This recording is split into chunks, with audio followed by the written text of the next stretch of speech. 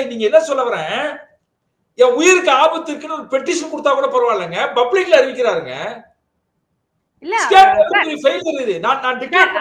தெளிவா சொல்றாருல, வீடியோ போட்ட உடனேயே விசாரணை ஆரம்பிக்கப்பட்டு விட்டது. 2 தரப்பையும் கூப்பிட்டு வச்சாங்க. இருங்க, 2 தரப்பையும் கூப்பிட்டு வச்சு பேசி அவங்களுடைய இது என்னன்னு கேட்டு சிஎஸ்ஆர் எல்லாம் போட்டுதான் இந்த விசாரணை போய்கொண்டு இருந்ததுங்கிறதுதான் முதல்வர் சொல்லாருல்ல. அப்ப வீடியோ போட்டோனே என்ன பிரச்சனைன்னு கூப்பிட்டு கேட்டிருக்கிறாங்க.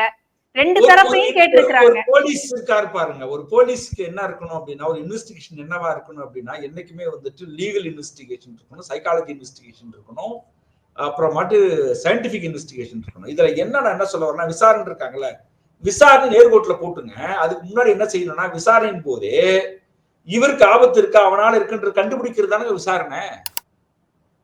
விசாரணை என்பது என்ன தெரியுமா, அந்த ஆள் அரஸ்ட் பண்ணப்பட்டிருக்கணும்ன்ற, இவருக்கு பாதுகாப்பு கொடுத்து அதெல்லாம் சேர்த்துதான் விசாரணைன்ற. நாங்க விசாரிக்கிறோம், நீ செத்து போனா பரவாயில்ல அப்படின்றது பேர் என்ன விசாரணையா? அது நான் என்ன சொல்றேன், இப்ப நம்ம சொல்றோம்னு வச்சுங்களேன், நாளைக்கு எல்லா கேஸ்லயுமே எனக்கு ஆபத்துன்னு கொடுக்குறேன், போலீஸ் விசாரணை பண்ணாங்க, அதுக்குள்ள கொண்டு போட்டாங்க அப்படின்னு சொன்னா எல்லாரும் சாவாங்கல்ல. நான் என்ன சொல்றேன், தமிழ்நாட்டுக்கே அந்த முதலமைச்சர் குடும்பத்துக்கு பாதுகாத்த அந்த போலீஸ்க்கு ஒரு போலீஸ கன்மேன் போலீஸ போட்டு கூடாதா?